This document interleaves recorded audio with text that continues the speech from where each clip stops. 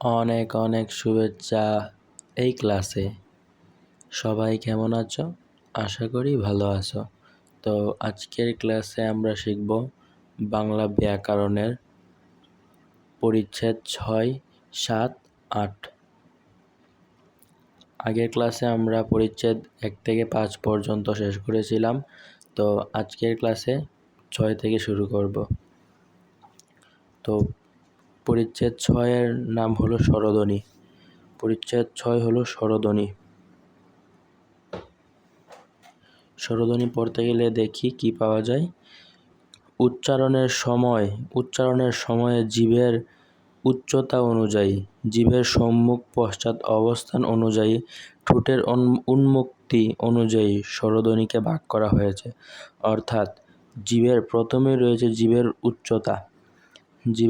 আমাদের যে জিভ রয়েছে, জিভের উচ্চতা, তারপর জিভের সম্মুখ পশ্চাৎ মানে জিভ কতটুকু সামনের দিকে আসে বা কতটুকু পিছনের দিকে যায় এইটা। তারপর হলো ঠোঁটের উন্মুক্তি মানে ঠোঁট কতটুক উপরে উঠে কতটুক নিচে নামে, ঠোঁট কতটুক বড় হয় বা কতটুক খুলে বা কতটুক চাপা হয় ওইটা আর কি। নিচের ছকটা হলো জিভের উচ্চতা। যখন আমরা জিভের উচ্চতা দেখি, জিভের উচ্চতার মধ্যে জিভ উঁচু হয়, উচ্চ মধ্য হয়, নিম্ন মধ্য হয়, তারপর নিম্ন হয়। আবার ঠোঁটের উন্মুক্তি হলো সংবৃত, ঠোঁট সংবৃত, তারপর অর্ধ সংবৃত, অর্ধ বিবৃত, বিবৃত।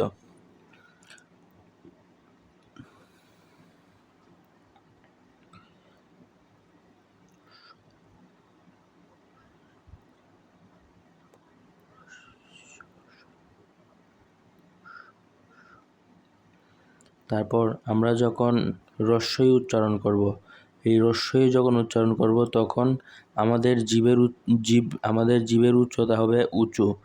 আমাদের জিভের উচ্চতা মানে জিভ সম্মুখে অবস্থান করবে আর জিভ সম্মুখে অবস্থান করবে। সুতরাং আমরা যদি রস্বই বলি যে রস্বই রস্বই রস্বই, অর্থাৎ আমাদের যে জিভ রয়েছে জিভটার সামনের দিকে অবস্থান করে। তারপর যদি রস্যু উচ্চারণ করি তাহলে আমাদের জিভটা পিছনের দিকে চলে যাবে। রস্যু রস্যু রস্যু। তোমরা উচ্চারণ করে দেখতে পারো, জিভ পিছনের দিকে চলে যাবে আর রস্যু উচ্চারণ করলে সামনের দিকে আসবে। তারপর যদি এ উচ্চারণ করলে আমাদের জিভের অবস্থান হবে মানে উচ্চ মধ্য, মানে ভিতরেও ঢুকবে না, বেশি ভিতরেও যাবে না, বেশি সামনেও আসবে না, মধ্যস্থলে থাকবে। যেমন এ এ মধ্যে থাকবে। আবার উচ্চারণ করলে আমাদের জিভের অবস্থান হবে আমাদের মানে ঠোঁটের উন্মুক্তি হবে অর্ধ সংবৃত, মানে ঠোঁট অর্ধেক খুলবে। উ উ উ। তারপর এ উচ্চারণ করলে আমাদের জিভটা ভিতরে চলে যাবে, অর্থাৎ বেশি ভিতরে যাবে না, মানে ভিতরের একটু আগে। এ এ উচ্চারণ করলে ভিতরের একটু আগে থাকবে। আর স্বরেয় উচ্চারণ করলে আমাদের ঠোঁটের উন্মুক্তি হবে, বেশি বড় হবে না, বড় থেকে একটু ছোট। যেমন সরেয়। বাট রস্যু উচ্চারণ করলে আমাদের ঠোঁটের উন্মুক্তি একদম ছোট হয়ে যায়, ঠোঁট একদম খুলে না, মানে একটু একটু খুলে। আর উচ্চারণ করলে ঠোঁট হালকা একটু বেশি খুলে, উচ্চারণ করলে আরও একটু বেশি খুলে।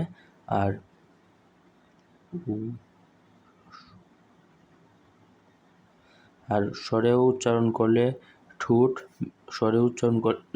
উচ্চারণ করলে আমাদের ঠোঁট অনেক বেশি খুলে, অনেক বড় হয়ে খুলে। যেমন স্বরে আ মানে আমাদের ঠোঁট অনেক বড় হয়, ঠোঁটের ব্যাসার্ধ আর কি। আর স্বরে উচ্চারণ করলে আমাদের জিভের অবস্থান হয় নিম্ন, মানে জিভ নিচে নেমে আসে। যেমন স্বরে মানে একদম ভিতরের দিকে আর কি চলে যায়। তারপর আমরা পড়ব উচ্চারণের সময় জিভ কতটা উপরে উঠে বা কতটা নিচে নামে সেই অনুযায়ী স্বরধ্বনিকে 4 ভাগে ভাগ করা হয়েছে। সুতরাং জিভ কতটা উপরে এবং নিচে নামে, জিভ কতটা উপরে বা কতটা নিচে নামে সেইটা, মানে জিভ কতটা উপরে উঠো বা কতটা নিচে নামে সেইটা নিয়ে স্বরধ্বনিকে 4 ভাগে ভাগ করা হয়েছে। কয় ভাগে? 4 ভাগে। 4 ভাগটি হলো, একটি হলো উচ্চ স্বরধ্বনি, তারপর উচ্চ মধ্য স্বরধ্বনি, নিম্ন মধ্য স্বরধ্বনি, নিম্ন স্বরধ্বনি। উচ্চ স্বরধ্বনি উচ্চারণের সময় জিভ উপরে ওঠে। যখন আমরা উচ্চ স্বরধ্বনি উচ্চারণ করি তাহলে আমরা জিভ উপরে ওঠে, আর নিম্ন স্বরধ্বনি উচ্চারণের সময় জিভ নিচে নামে। জিভের সম্মুখ পশ্চাৎ অবস্থান অনুযায়ী স্বরধ্বনি 3 ভাগে ভাগ করা হয়েছে। জিভের সম্মুখ পশ্চাৎ অনুযায়ী, অর্থাৎ জিভ যখন সামনে আসে, জিভ যখন পিছনে যায়, সম্মুখ পশ্চাৎ।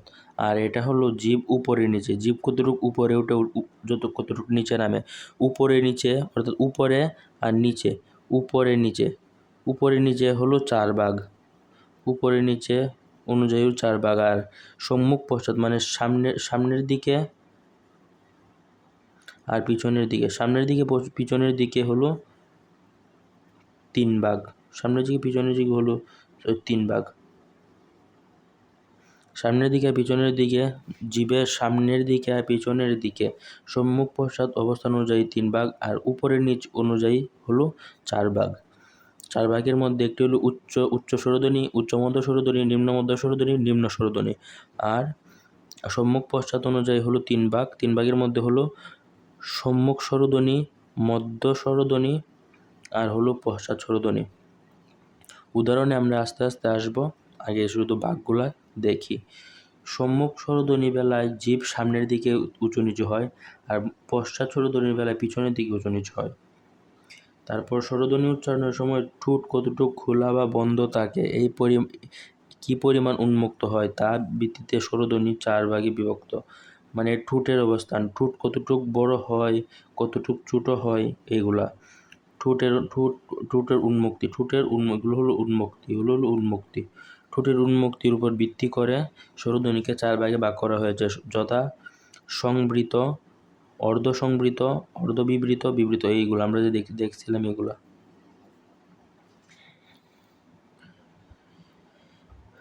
সংবৃত স্বরধ্বনি উচ্চারণের সময় ঠোঁট কম খুলে হলো সংবৃতর সময়।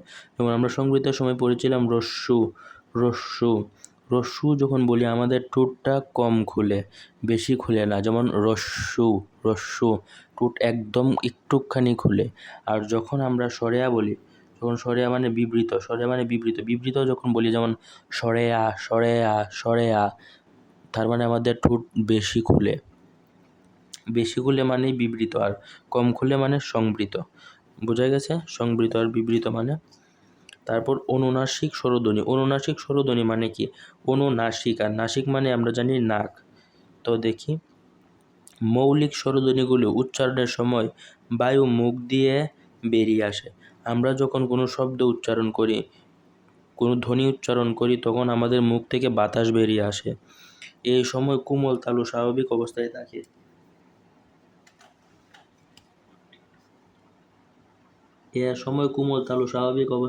কিন্তু ধ্বনিগুলো উচ্চারণের সময় কোমল তালু খানিকটা নিচেতে নেমে গেলে কিছুটা বায়ু নাক দিয়ে বেরিয়ে আসে। এর ফলে ধ্বনিগুলো অনুনাসিক হয়ে যায়। সুতরাং আমরা যখন উচ্চারণ করি তখন কিছুটা ধ্বনি আমাদের নাক দিয়ে বেরিয়ে আসে, তাই এই ধ্বনিটার নাম হয়ে যায় অনুনাসিক। স্বরধ্বনির এই অনুনাসিকতা বোঝাতে বাংলা স্বরধ্বনির উপর চন্দ্রবিন্দু ব্যবহার করা হয়। সুতরাং চন্দ্রবিন্দু কখন ব্যবহার করা হয়? যখন কোনো শব্দ, কোনো ধ্বনি উচ্চারণের সময় সেই ধ্বনিটি নাক দিয়ে বেরিয়ে আসে, তখন ওই শব্দটির উপর ওই বর্ণটির উপর চন্দ্রবিন্দু ব্যবহার করা হয়, স্বরবর্ণটির উপর। যেমন মৌলিক স্বরধ্বনি রস্যই, ও, রস্যই, এ, আ, অ, স্বরে অ, উ, রস্যু। এগুলো হলো মৌলিক স্বরধ্বনি। আর যখন এগুলো যখন নাক দিয়ে বেরিয়ে আসে তখন এগুলোর আগে উপরে চন্দ্রবিন্দু ব্যবহার করা হয়। তারপর হলো অর্ধস্বরধ্বনি। অর্ধস্বরধ্বনি মানে কি? যেসব স্বরধ্বনি পুরোপুরি উচ্চারিত হয় না সেগুলোকে অর্ধস্বরধ্বনি বলে। মানে যে স্বরধ্বনিগুলো পুরোপুরিভাবে উচ্চারিত হয় না সেগুলোকে অর্ধস্বরধ্বনি বলে। বাংলা ভাষায় অর্ধস্বরধ্বনি চারটি। কি কি? রস্বই, রস্যু, এ ও। মনে রাখবো আমরা অর্ধস্বরধ্বনি হলো রস্বই, রস্যু, এ ও। রস্বই, রস্যু, এ ও, এই তিনটা হলো আমাদের অর্ধস্বরধ্বনি। রস্বই, রস্যু, এ ও, রস্বই, রস্যু, এ ও, রস্বই, রস্যু, এ ও। মুখস্থ করে ফেলবো। চাই শব্দে দুটি স্বরধ্বনি আছে, যেমন চাই, চাই, আই, চাই, মানে স্বরয়াও আছে, রস্বইও আছে, চাই। এখানে স্বরয়া হলো পূর্ণ স্বরধ্বনি। যেমন চাই যদি বলি যে চাই, মানে এখানের মধ্যে স্বরয়াটাই বেশি উচ্চারিত হচ্ছে, যেমন চাই স্বরয়া। আর রস্বইটা একটু একটু উচ্চারণ হচ্ছে, তাই রস্বই হলো অর্ধস্বরধ্বনি। একইভাবে লাউ শব্দে দুটি স্বরধ্বনি আছে, যেমন লাউ, লাউ, যেমন স্বরয়াটা বেশি আসছে তাই স্বরয়া হলো পূর্ণ স্বরধ্বনি। আর লাউ রস্যুটা একটু আসছে তাই রস্যুটা হলো অর্ধস্বরধ্বনি, যেমন রস্যু হলো অর্ধস্বরধ্বনি।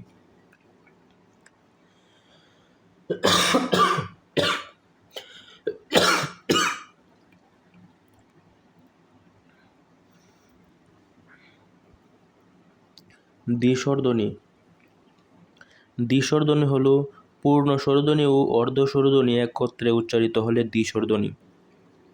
পূর্ণ স্বরধ্বনি হলো মানে যেটা যেটা পুরোপুরিভাবে উচ্চারিত হয়, আর অর্ধস্বরধ্বনি হলো যেটা পুরোপুরিভাবে উচ্চারিত হয় না।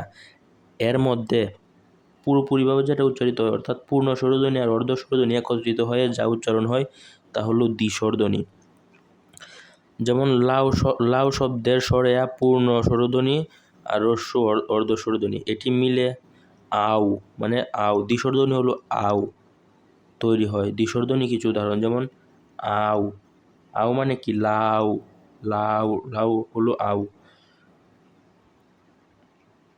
তাই, নাই, যেমন তাই, তাই, তাই, তাই এর মধ্যে পূর্ণ স্বরধ্বনি হলো স্বরয়া আর রস্যি হলো অর্ধস্বরধ্বনি। নাই, নাইয়ের মধ্যে এগুলোর মধ্যে স্বরয়া হলো পূর্ণ আর রস্যি হলো অর্ধ। বুঝতে পারতেছো তোমরা? স্বরয়া হলো পূর্ণ, রস্যি হলো অর্ধ। পূর্ণ স্বরধ্বনি আর অর্ধস্বরধ্বনি। তাই, তাই, তাই, মানে স্বরয়া পূর্ণ আর রস্যই অর্ধ। নাইয়ের মধ্যে নাই, স্বরয়া পূর্ণ, রস্যই অর্ধ। তারপর এগুলোর মধ্যে এ হলো পূর্ণ স্বরধ্বনি, রস্যই হলো অর্ধস্বরধ্বনি, যেমন সেই, সেই, সেই, মানে এটা বেশি উচ্চারণ হচ্ছে তাই এ হলো পূর্ণ স্বরধ্বনি। আর সেই মানে রস্যইটা একটু একটু উচ্চারণ হচ্ছে তাই এটি হলো অর্ধ স্বরধ্বনি। এগুলো সবগুলো একই রকম, সবগুলো একটু পড়ে নিবা, এমসিকিউর জন্য কাজে আসতে পারে। তারপর বাংলা বর্ণমালায় দুটি দ্বিস্বরধ্বনির জন্য আলাদা বর্ণ নির্ধারিত আছে, যেমন ওই আর ঔ। ওই এর মধ্যে দুটি ধ্বনি আছে, একটি পূর্ণ স্বরধ্বনি, যেমন আমরা যখন ওই উচ্চারণ করি ওই, ওই, ওই, এর মধ্যে উহা আসে, আবার একটি হলো অর্ধস্বরধ্বনি রস্যি। ওই এর মধ্যে উহা আসে, রস্যিও আসে। একইভাবে ও এর মধ্যে রয়েছে একটি পূর্ণ স্বরধ্বনি, যেমন বলি, যেমন ও, মানে উহা আসে আর রস্যু আসে। ও হলো পূর্ণ স্বরধ্বনি আর রস্যু হলো অর্ধস্বরধ্বনি। সুতরাং দ্বিস্বরধ্বনি আশা করি তোমরা বুঝতে পেরেছ, অর্থাৎ পূর্ণ স্বরধ্বনি থাকবে আর অর্ধস্বরধ্বনি থাকবে। তো এই ছিল আমাদের পরিচ্ছেদ 6। এখন আমরা পড়ব পরিচ্ছেদ 7। পরিচ্ছেদ 7 হলো ব্যঞ্জন ধ্বনি।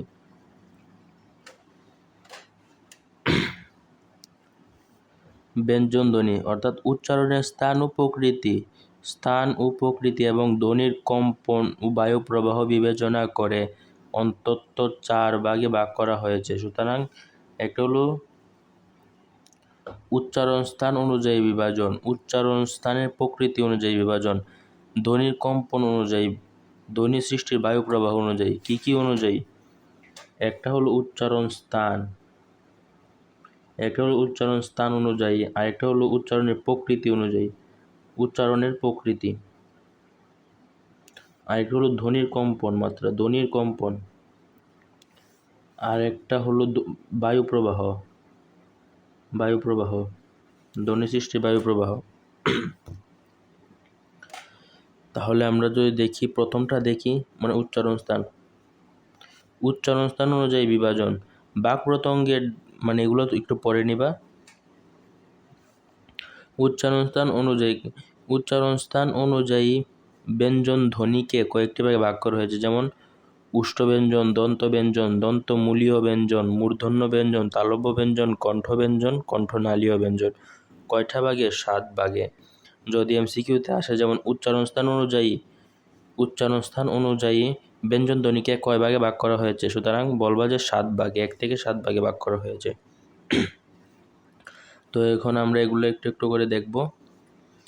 উষ্ঠব্যঞ্জন, আমরা জানি উষ্ঠ মানে ঠোঁট, উষ্ঠ মানে কি? ঠোঁট। উষ্ঠব্যঞ্জন, তারপর এখানের মধ্যে আছে মুখ্য বাক প্রত্যঙ্গ, মুখ্য জিনিসটা কি? আর এখানের মধ্যে আছে গৌণ জিনিসটা কি?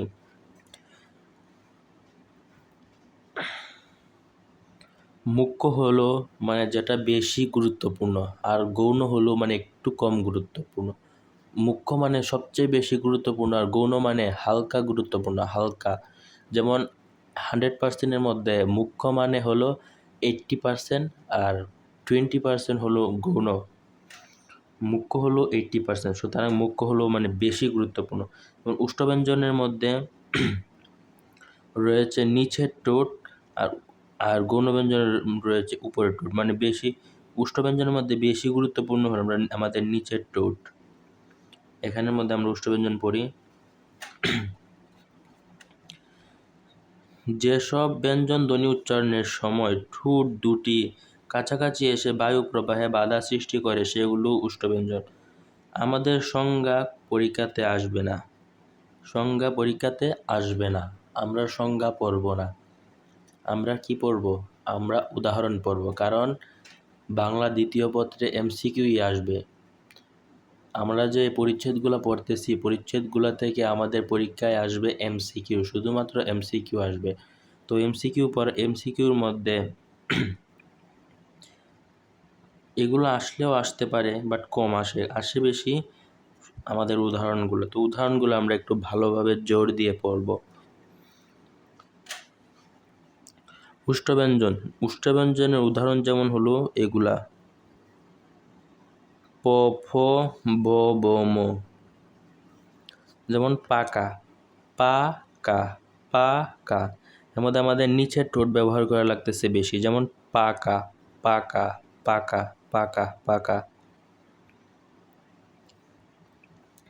ফল, আমাদের নিচের ঠোঁট নড়তেছে। তারপর হলো মানে নিচের ঠোঁট। এখানের মধ্যে সংজ্ঞার মধ্যে আছে যেসব ব্যঞ্জন ধ্বনি উচ্চারণের সময় ঠোঁট দুটি কাছাকাছি এসে বায়ু প্রবাহে বাধা সৃষ্টি করে, মানে আমাদের দুইটা ঠোঁট কাছাকাছি এসে একসাথে হয়ে বাধা সৃষ্টি করে বাতাস বের হতে। যেমন ফল, বাবা, ভাই, মা। এগুলার মধ্যে আমরা মনে রাখবো এগুলা। কি মনে রাখবো? প, ভ, ম হলো উষ্ঠব্যঞ্জন। লিখে দিচ্ছি: প, ফ, ভ, ব, ম। প, ফ, ভ, একটু এক্সচেঞ্জ হয়ে গেছে। প, ফ, ভ, ম, এগুলো উষ্ঠব্যঞ্জন। তারপরে আমরা পড়ব দন্তব্যঞ্জন। যখন পড়ব দন্তব্যঞ্জনের মধ্যে উদাহরণে থাকবে ত, থ, দ, ধ। ত থ দ দ। দন্ত ব্যঞ্জন হলো ত থ দ ধ। এগুলো তোমরা এখনই লিখে নাও। তারপর আমরা যখন পড়ব দন্তমূলীয় ব্যঞ্জন, তার ওই সময় আসবে দন্তন্য অন্তঃস্থর ল যন্তস্ব।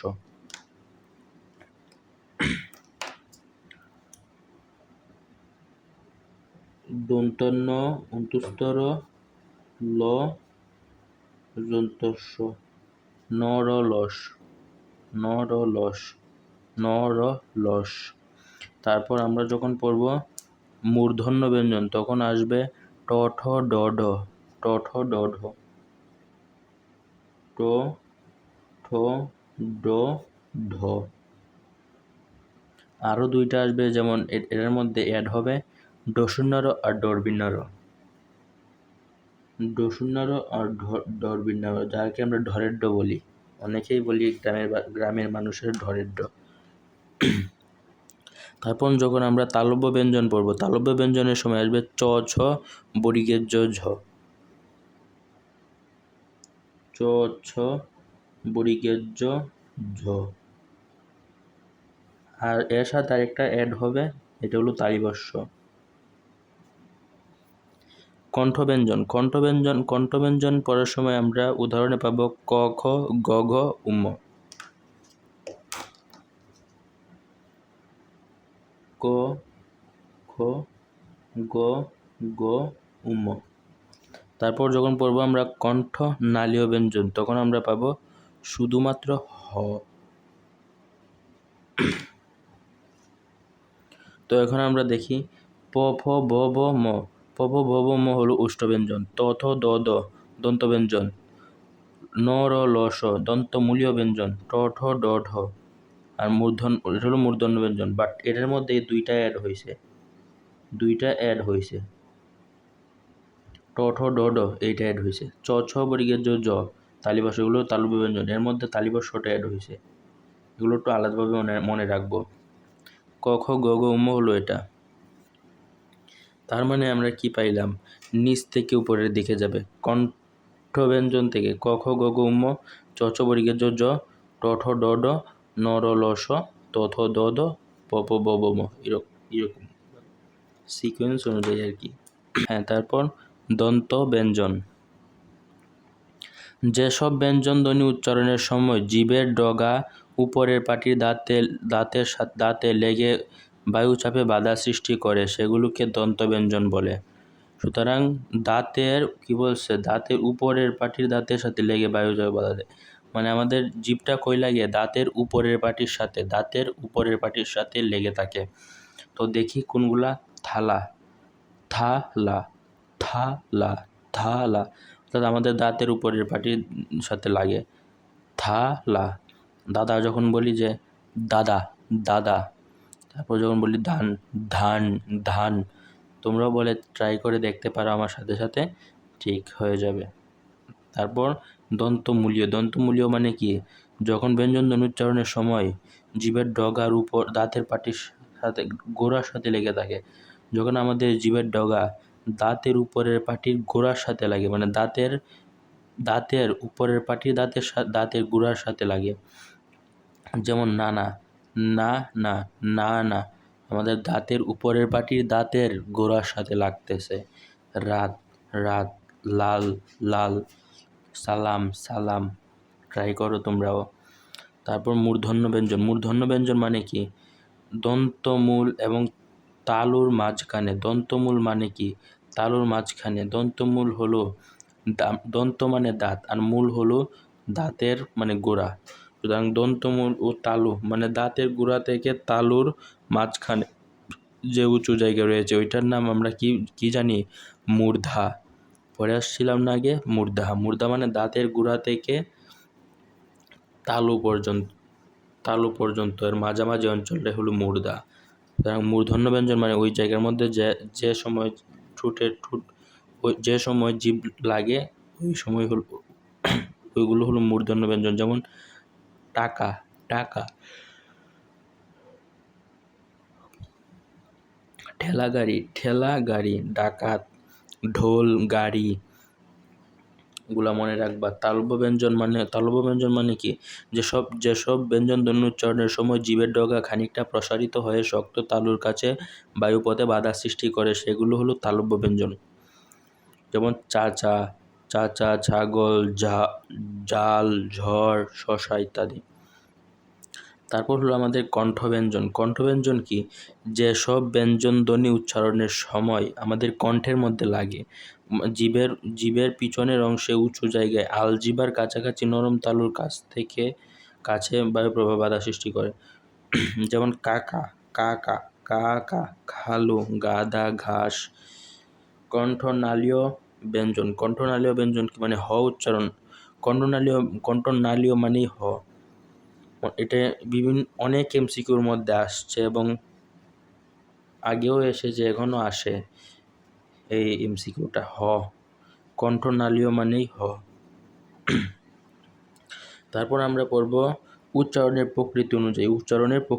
অর্থাৎ 2 নম্বরটি। 1 নম্বর পড়ছিলাম, এখন পড়ব 2 নম্বর। 2 নম্বর কি? ব্যঞ্জন ধ্বনি উচ্চারণের সময় ঠোঁট, জিভমূল ইত্যাদি বাক্প্রত্যঙ্গের আকৃতিগত পরিবর্তন হয়। এতে বায়ুপথে সৃষ্টি বাধার ধরন আলাদা হয়ে উচ্চারণের প্রকৃতি বদলে যায়। অর্থাৎ বিভিন্ন কারণেই আমাদের ঠোঁট থেকে বাতাস বের হওয়ার সময় এর প্রকৃতিটি বদলে যায়।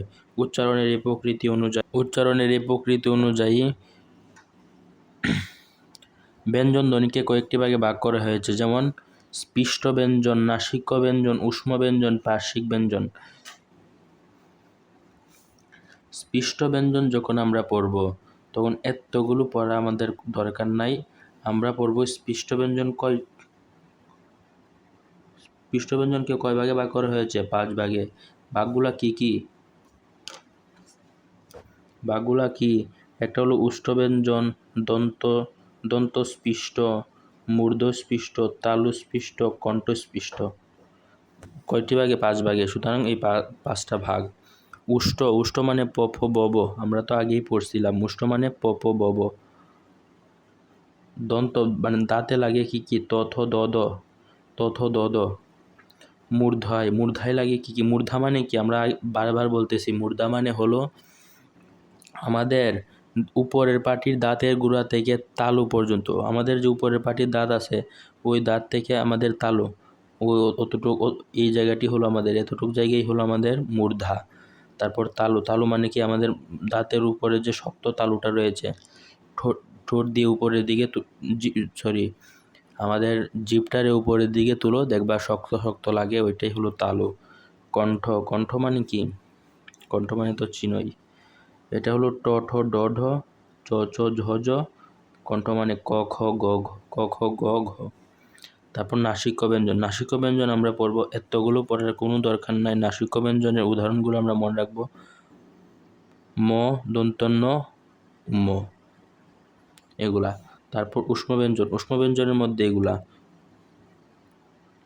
শুধু উদাহরণ। যন্তস্ব তালিবাস্য হ। পার্শ্বিক ব্যঞ্জন হলো ল। অনেক এমসিকিউতে আসে এই ল, অনেক এমসিকিউতে। পার্শ্বিক ব্যঞ্জন মানে ল। কম্পিত ব্যঞ্জন মানে কাঁপে মানে অন্তঃস্তর হলো কম্পিত ব্যঞ্জনের উদাহরণ। তারপর আমরা পড়ব তাড়িত ব্যঞ্জন হলো ডশূন্য ডরবিন্নর। এগুলোই পড়বো আমরা, উদাহরণ পড়বো, আর কিচ্ছু পড়ার দরকার নেই, শুধু উদাহরণ। তারপর 3 নাম্বার, ধ্বনির কম্পন মাত্রা অনুযায়ী। কম্পন মানে আমরা যখন কথা বলি, কোনো শব্দ বের হয়, শব্দটা কীরকমভাবে কাঁপে, ওইটাই হলো কাঁপে। ওইটার উপর ভিত্তি করে আমাদের ব্যঞ্জন ধ্বনিকে 2 ভাগে ভাগ করা হয়েছে। একটি হলো ঘোষ ব্যঞ্জন আর একটি হলো অঘোষ ব্যঞ্জন। ঠিক হলো ঘোষ ব্যঞ্জন আর একটি অঘোষ। ঘোষ আর অঘোষ। এই ঘোষ ব্যঞ্জন অঘোষ ব্যঞ্জনের মধ্যে ঘোষ কি? যেসব ধ্বনি উচ্চারণের সময় ধ্বনিদ্বারের কম্পন অপেক্ষাকৃত বেশি হয়, মানে আমরা যখন কথা বলি, এগুলো উচ্চারণটা যখন বেশি যখন হয় তখন ওইটাকে বলা হয় ঘোষ ধ্বনি। আর যখন উচ্চারণ অপেক্ষাকৃত কম হয়, কম্পনটা অপেক্ষাকৃত কম হলে অঘোষ, আর বেশি হলে ঘোষ। বেশি, দেখো, অপেক্ষাকৃত বেশি মানে ঘোষ, বেশি ঘোষ, কম অঘোষ। এখন আমরা এগুলোর মধ্যে কি মনে রাখবো? ঘুষ আর অঘুষ। অনেক এমসিকিউতে আসে আমাদের ঘুষ অঘুষ। তো ঘুষ অঘুষ আমরা কিভাবে মনে রাখবো এটা দেখি।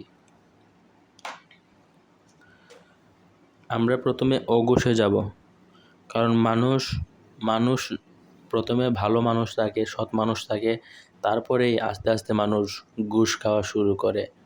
মানে সব মানুষ না, কিছু কিছু খারাপ মানুষের উদ্দেশ্যে বলতেছি। ওই খারাপ মানুষগুলো প্রথমে ভালো থাকে, তারপরেই মানে বিভিন্ন কারণেই ঘুষ খায়। তো মানুষটা আগে প্রথমে অঘুষ থাকে, তারপরে ঘুষ। মানে আগে হলো অঘুষ, তারপরে হলো ঘুষ, আগে অঘুষ। যেমন ক খ, তারপর বাকি তিনটা যেমন গ গ উম। প্রথম দুইটা এখানে, পরেরটা ওইখানে, প্রথম দুইটা ওইখানে, পরেরটা ওইখানে। ক খ গ গ উম। তারপর হলো চ ছ, আর এখানে কি চ ছ, আর এখানে বর্গের জ ঝ।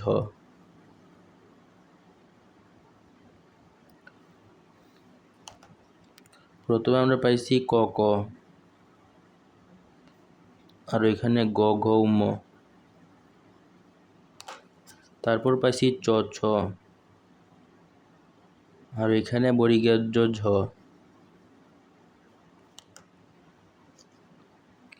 তারপর হলো ট ঠ, ট ঠ, ট ঠ, ট ঠ। তারপর এখানে ড ঢ, ট ঠ ঢ ঢ। তারপর হলো ত থ, ত থ। তারপর হলো দ ধ দন্ত ন, দ ধ দন্ত ন, ত থ দ দ দন্ত ন। তারপর হলো প ফ, ফ ফ। তারপরে হলো ভ ব ম, প ফ ভ ব ম। তারপর হলো উন্তুস্তর নাই, সরি উন্তুস্তর জ আর উন্তুস্তর ট ওইখানেই। এগুলো হলো একটু ব্যতিক্রম। উন্তুস্তর ল, তারপর এখানে হলো তালিবাস্য, আর ওইখানে বাকি দুইটা। এই দুইটা কোন ব্যঞ্জন? তাড়িত ব্যঞ্জন, কারণ ডসিন্য ডর্বিন্য হলো তাড়িত ব্যঞ্জন। আর হ হলো এখানেই, যন্তস্বটা শুধু এইখানে।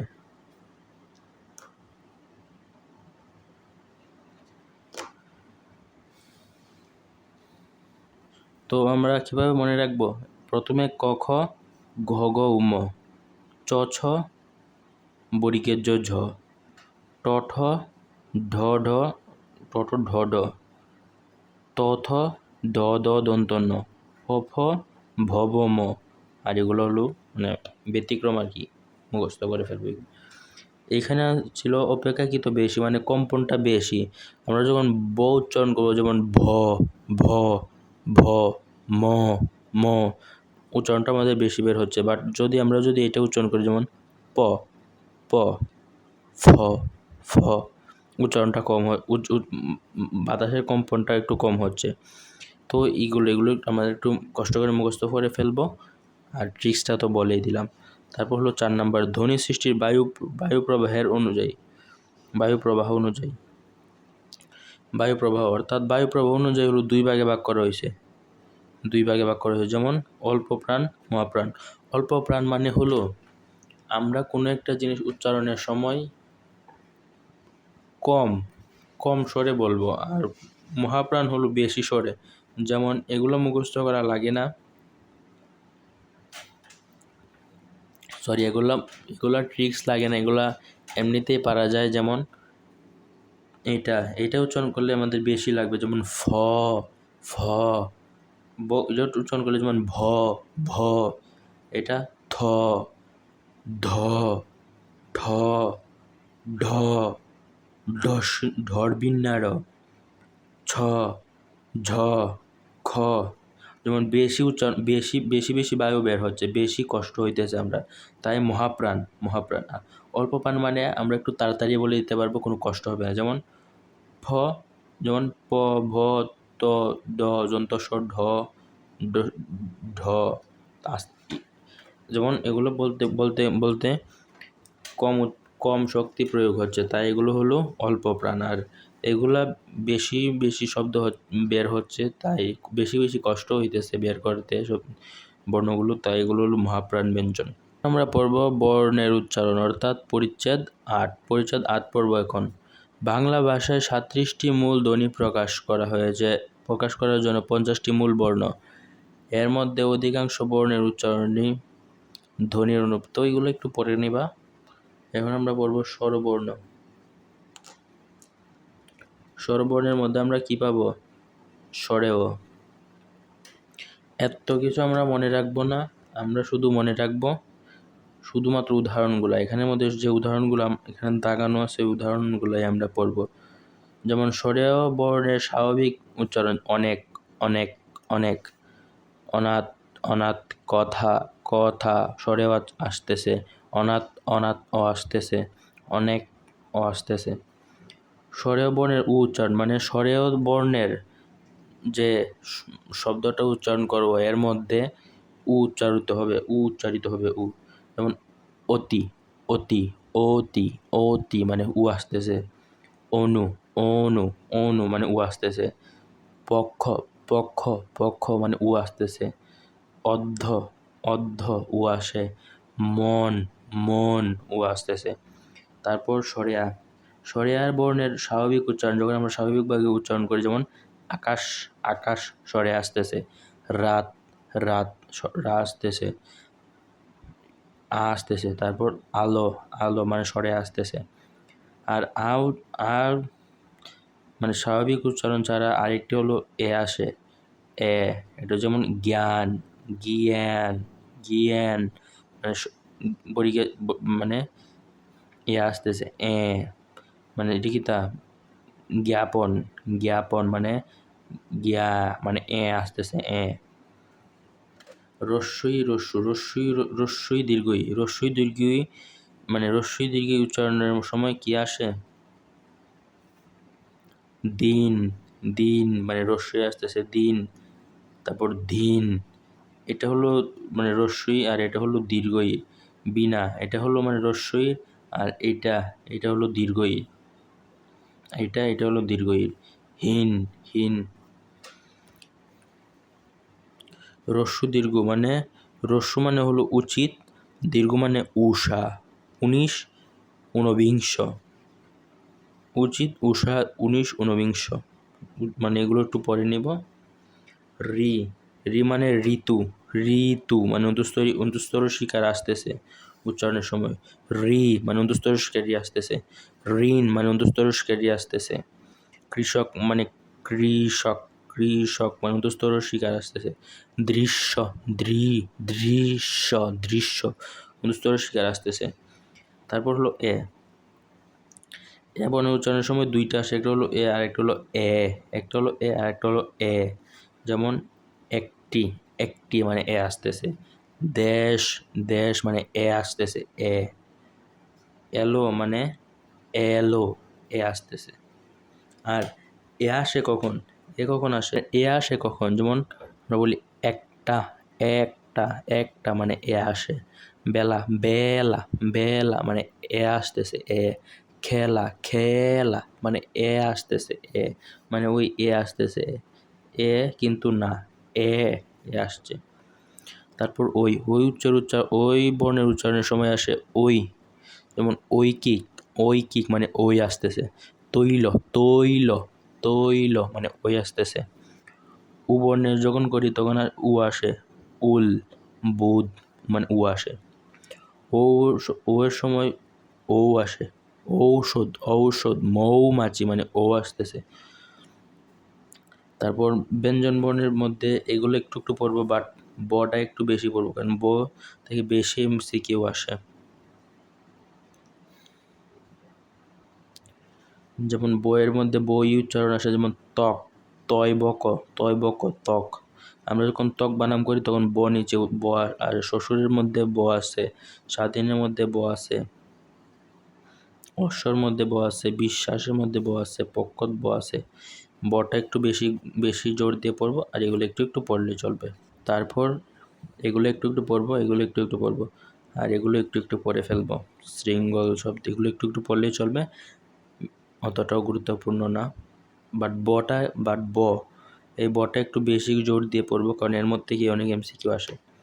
তো এই ছিল আমাদের আজকের ক্লাস। তো তোমাদের কাছে ক্লাসটি কেমন লাগলো অবশ্যই কমেন্ট করে জানাবা, আর পরবর্তীতে কী ক্লাস চাও এইটাও কমেন্টে বলবা। তো সবাইকে অনেক অনেক ধন্যবাদ ক্লাসটি করার জন্য। আর আমাদের এই চ্যানেল থেকে তোমরা কীরকম ক্লাস চাও এইটা অবশ্যই কমেন্ট করে বলবা, আর চ্যানেলটা সাবস্ক্রাইব করে দিবা। সবাইকে অনেক অনেক ধন্যবাদ।